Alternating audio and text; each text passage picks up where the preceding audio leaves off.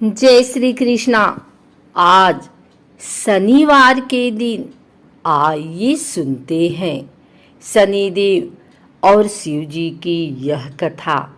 शनिदेव को न्याय का देवता कहा जाता है, मगर चूंकि इनके स्वभाव धार्मिक शास्त्रों में काफी क्रूर बताया गया है, इसलिए हर कोई इनसे डरता है।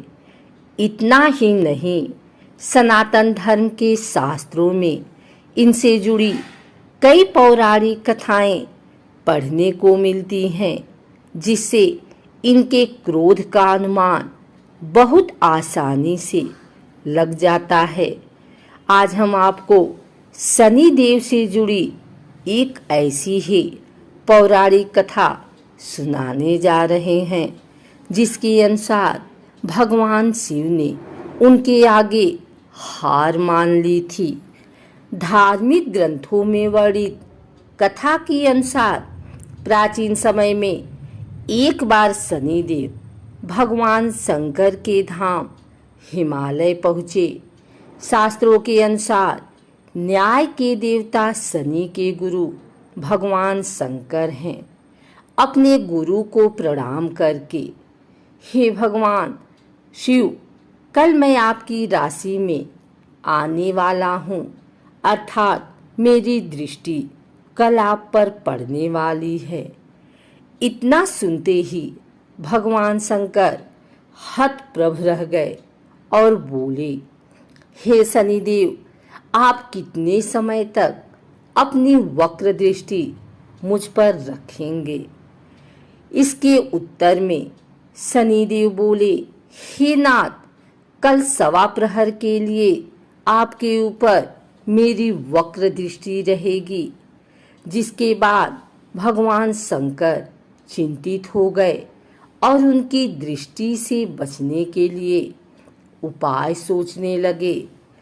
बहुत सोच विचार करने के बाद शिवजी अगले दिन मृत्युलोक चले गए। इतना ही नहीं, शनिदेव की दृष्टि से बचने के लिए शिवजी ने एक हाथी का रूप धारण कर लिया और सवा प्रहर तक उन्होंने यही रूप धारण किया रखा।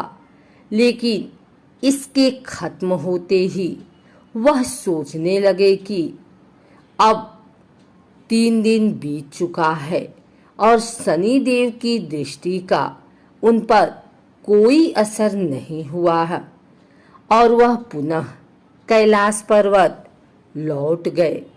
परंतु जैसे ही भगवान शंकर कैलाश पहुँचे, उन्होंने शनिदेव को वहीं पाया। शनिदेव ने हाथ जोड़कर अपने गुरु भगवान शंकर को प्रणाम किया।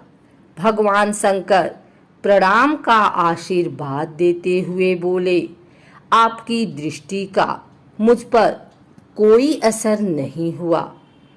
मगर शनिदेव ये सुनकर बोले कि हे नाथ, मेरी दृष्टि से न तो देव बच सकते हैं और न ही दानव, यहाँ तक कि आप भी मेरी दृष्टि से बच नहीं पाए। शनिदेव की यह बात सुनकर भगवान शंकर हैरान हो गए और पूछा, कैसे?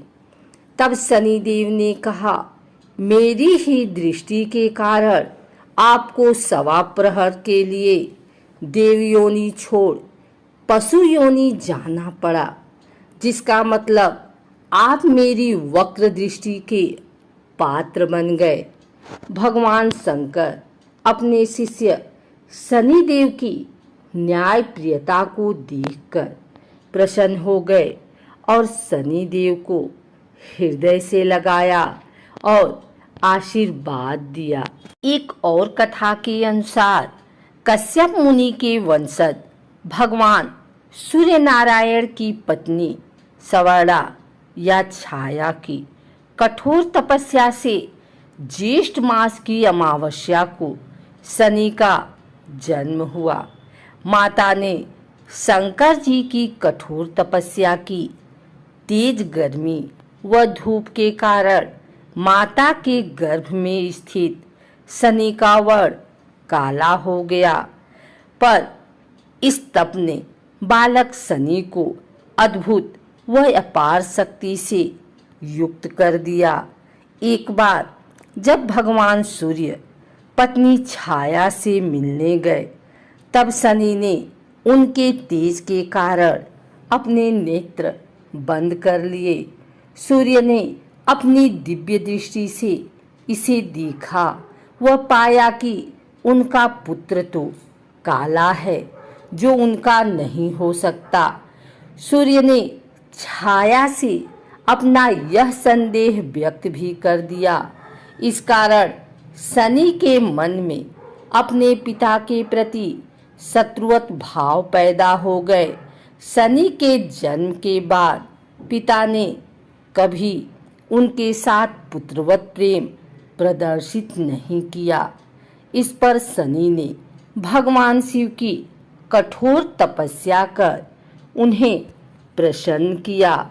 जब भगवान शिव ने उनसे वरदान मांगने को कहा, तो शनि ने कहा कि पिता सूर्य ने मेरी माता का अनादर कर उसे प्रताड़ित किया है।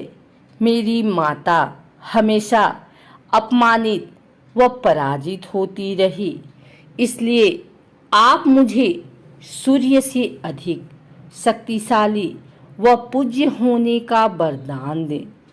तब भगवान आशुतोष ने वर दिया कि तुम 9 ग्रहों में श्रेष्ठ स्थान पाने के साथ ही सर्वोच्च न्यायाधीश व दंडाधिकारी बनोगे। साधारण मानव तो क्या, देवता, असुर, सिद्ध, विद्याधर, गंधर्व व नाग सभी तुम्हारे नाम से भयभीत होंगे। कथनानुसार लंकापति रावण ने अपनी अपार शक्ति से न केवल देवताओं का राज्य छीन लिया, बल्कि उसने सभी ग्रहों को भी कैद कर लिया था। जब मेघनाद का जन्म होने वाला था, तब रावण ने सभी ग्रहों को उनकी उच्च राशि में स्थापित होने का आदेश दिया।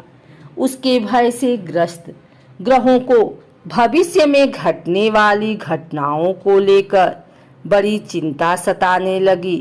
पर मेघनाद के जन्म के ठीक पहले शनिदेव ने अपने